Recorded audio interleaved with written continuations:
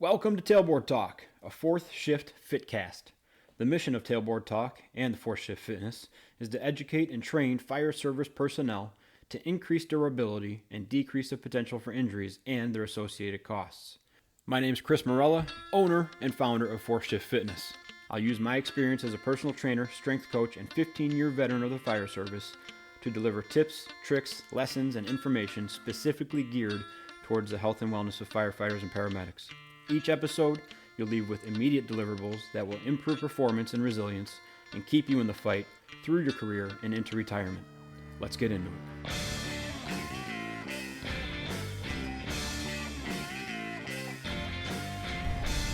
What's going on, everyone? Chris from Fourth Shift Fitness, and I'm coming to you live.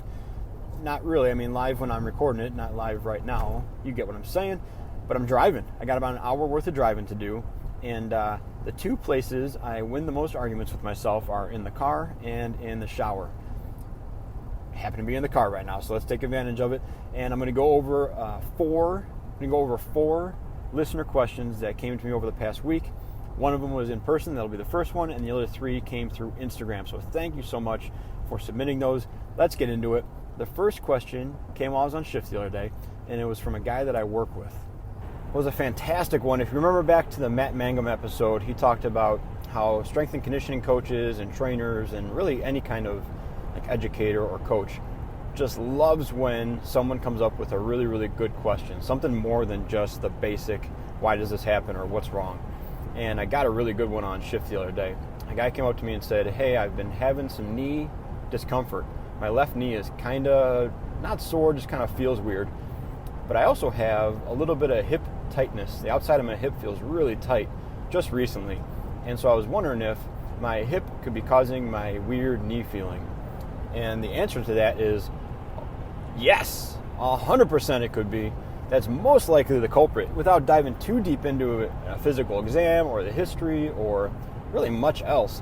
If you have a joint that's affected by tightness or an injury or any kind of limiting range of motion, it's going to steal, your body's going to naturally steal ranges of motion from the joints above and below it. So if you have a hip issue and your hips need mobility, now they have less mobility, it's going to try to steal some sort of mobility from your back and also from your knee. And that's just one way that it does that.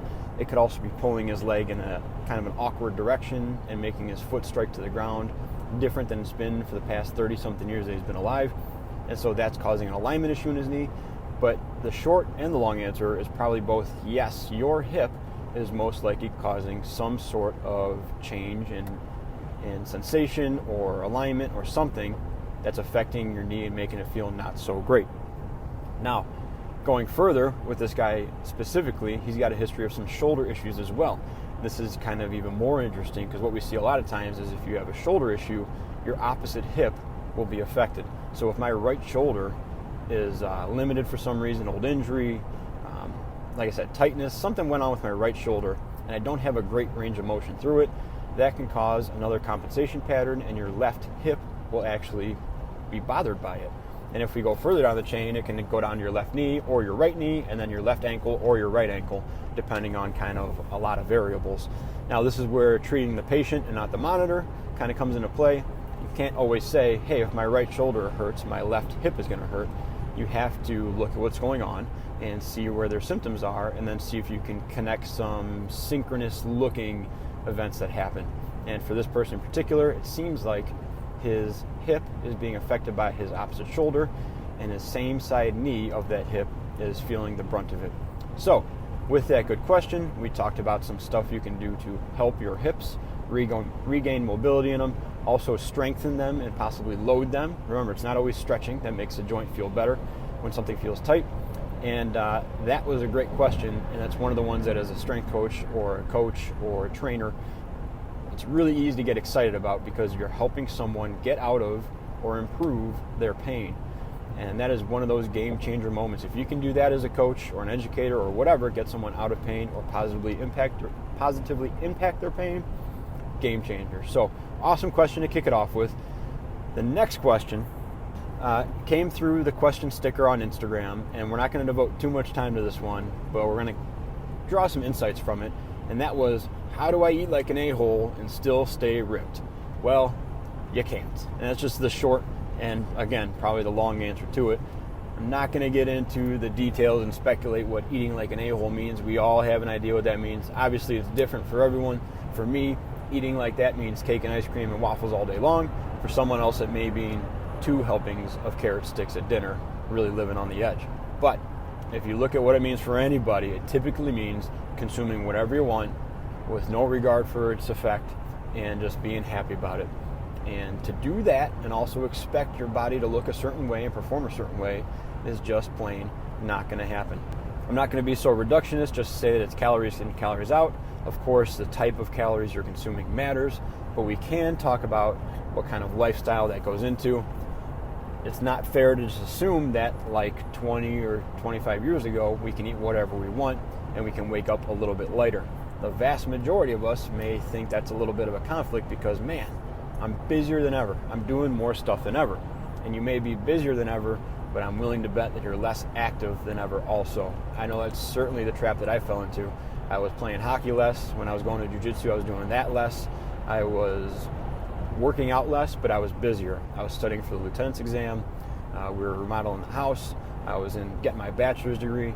I was so busy, but I was about a quarter of amount as active. So it's kind of important to pay attention to those things. You may feel super busy, but keep in mind how actually active you are. That is a direct relation to how much you can and should consume to meet certain body or performance goals. So to wrap that one up neatly, and yeah, we could go into like a whole hour-long conversation on nutrition and macros and all that stuff. You can't. You can't eat like an a-hole and still expect to look like an Adonis. I'm sorry.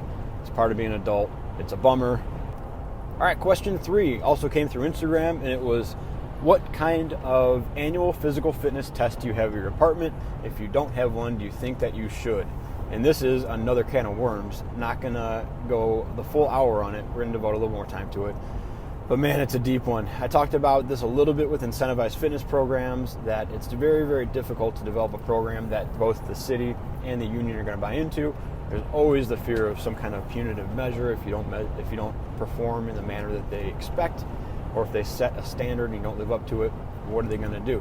You've identified an issue. You got to take some sort of action to correct it. You would think, right? My department does not have a mandatory or necessarily standardized fitness test.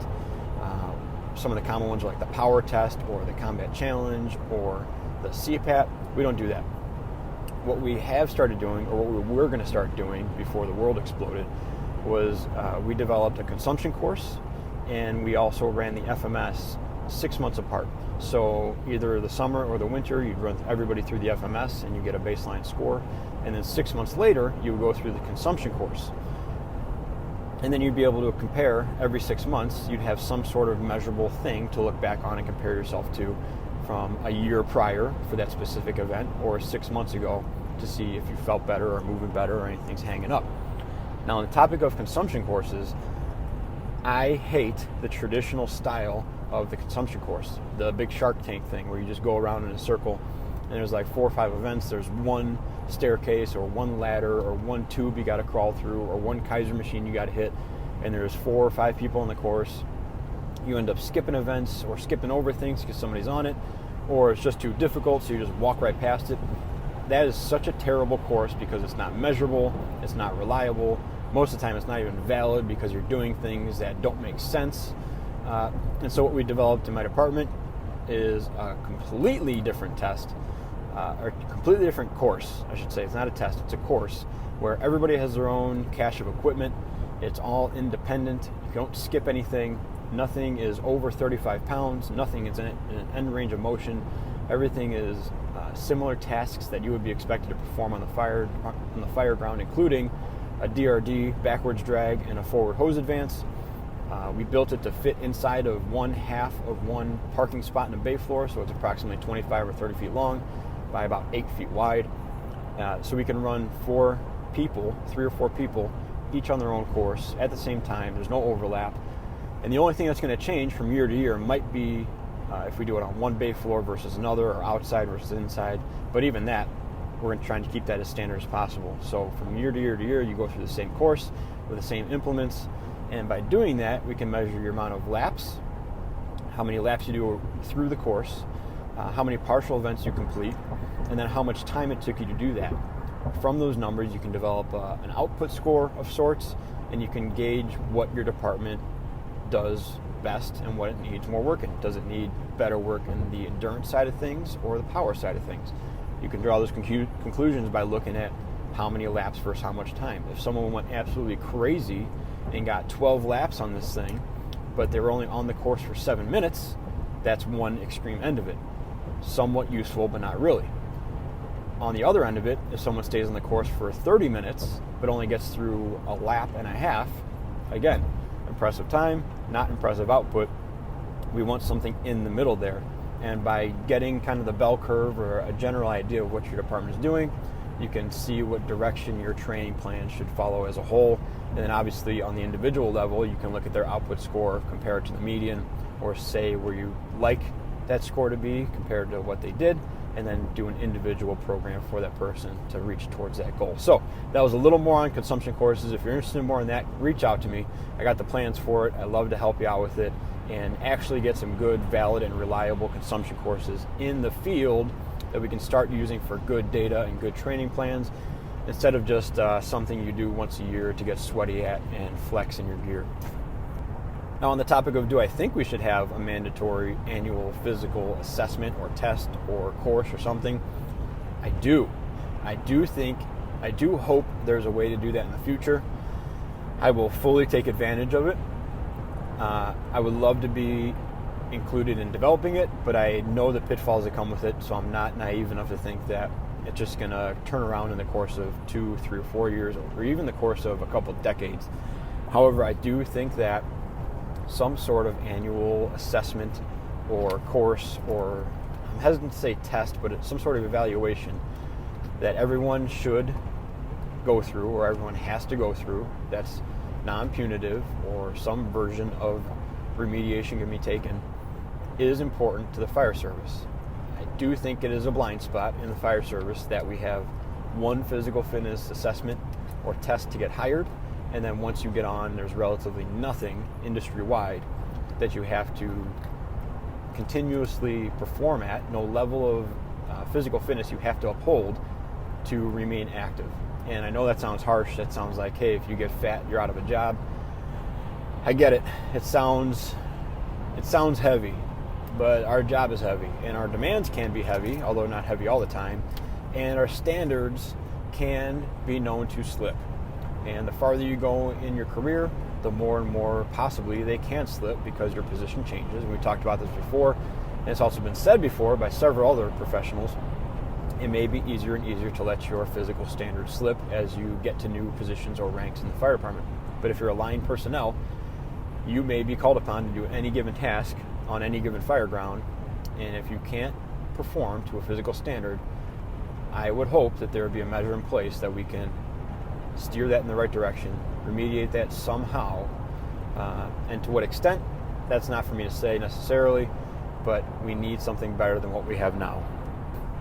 Now, the fourth question is one that I have talked extensively on in the past. I did an entire podcast on it on someone else's podcast about working out in fire gear, and they want to know, when is it okay to work in fire gear? And this is another really, really good question, because it's so easy for me to just throw rocks and say, this is what you shouldn't do, this is how you should not do it, this is when it looks stupid or it's dangerous. But what we need is, and what's valuable for a coach to do, is not just tell someone, don't let your knees come in on a squat, don't look down at your feet and ruin your posture, don't shock the bar off the ground on a deadlift. We need to tell the clients what to do, right? We need to visualize, hey, push through the floor, keep a big broad chest as you stand up tall. Tell the client what to do, and that's what this question gets to. When is it okay to work in fire gear? Because to be honest, there are some times when it's completely okay and appropriate and even beneficial to work out in fire gear. And myself and Aaron Quinn talked about this during his episode, and we talked about the heat history and the heat exertion and understanding some of your limits while wearing fire gear and how that transfers over to the fire ground. That is absolutely a valid reason to do it. But there are certainly plenty of other times not to do it. Like I said, I've talked about those, but let's start to talk about when it's okay to do it. and I liken it to any other tool that we have in our physical fitness arsenal. It's okay to do it as long as it's not damaging, it's not putting yourself at higher risk, and you get some sort of benefit from it besides people liking it on Instagram. So here's an example of a movement I would do while wearing fire gear. Farmer's carries. All day long wearing fire gear, especially wearing your gloves, okay? This is another pet peeve that I see, and like I said, I'm not going to pick on the negatives, but people will work out in their full fire gear, helmet, mask, on air, the whole kit, gym shoes. I'm fine with that because it frees up your ankle mobility, but they don't wear their gloves. Your gloves are one of the largest differentiating factors of your fire gear. Everything changes. Every single thing changes when you put a 1/4 inch of leather and thermal protection on your palm and on your fingertips. Everything changes. So if you're gonna wear anything, wear your gloves, right? The benefit of wearing your gloves, and even just your mask, because your vision changes a little bit, right? You can hear your breath a little bit more. There's some definite adjustments to be made when you're wearing a mask and gloves. If you're gonna wear anything, wear those two things and be smart. If you're gonna wear more than that, fine, but don't not wear those things, because those are the actual things that change your entire perception, your senses, and your environment when you're fully encapsulated. Now let's get back to other exercises you can and should, or it's more acceptable to wear fire gear with. I'm going to make a general statement here and say non-end range of motion or limited joint articulation movements. A lot of words, right? Here's what I'm trying to avoid. Deadlifts, squats, some overhead presses, depending on how your gear fits and if you're wearing an air pack incorrectly, because all those things take our naturally occurring muscular inhibitions and restrictions and they make them so much worse. They just exacerbate them. If you have limited hip mobility, all it's going to do is tie up your hips even more. If you have limited ankle mobility, all your boots do is tie up your ankles even more. If you have limited T-spine mobility, wearing a pack incorrectly with the heavy shoulder straps and putting your suspenders on and putting your coat on just ties that up more. Like I talked about in the first question, that means that those joints don't move as well, and they ask the joints around it to pull double duty. That leads to compensation injuries. So instead of doing exercises while wearing your fire gear, even better though, here's what I'd like to see. Train, and if you got to put something on, like I said, put your gloves and your mask on, cool. But go through a good, comprehensive strength and conditioning program, get yourself as fit as possible, and then go perform fire tasks wearing your fire gear. Separate the two. Exercise and then do training evolutions. Try not to combine the two, because if there may be a certain point where you say, hey, instead of throwing ladders or doing searches or working on forcible entry, physical tasks that I need to wear my fire gear during, I think I'm just going to do a bunch of thrusters wearing my boots and pants, and that should be the same because, hey, I'm bending my knees and I'm pushing overhead, so that feels like the same motion, but it's not, okay? You're putting yourself, like I said, higher risk by involving all those joints, and also that's not necessarily an accurate fire ground movement. I mean, nobody thrusters a ladder overhead. No one burpees a hose line. So I'd rather have you get fit, get durable, then put your stuff on, and then learn the constraints while you're training fire ground evolutions in your fire gear, so you actually know what the gear does to your mechanics while you're moving it.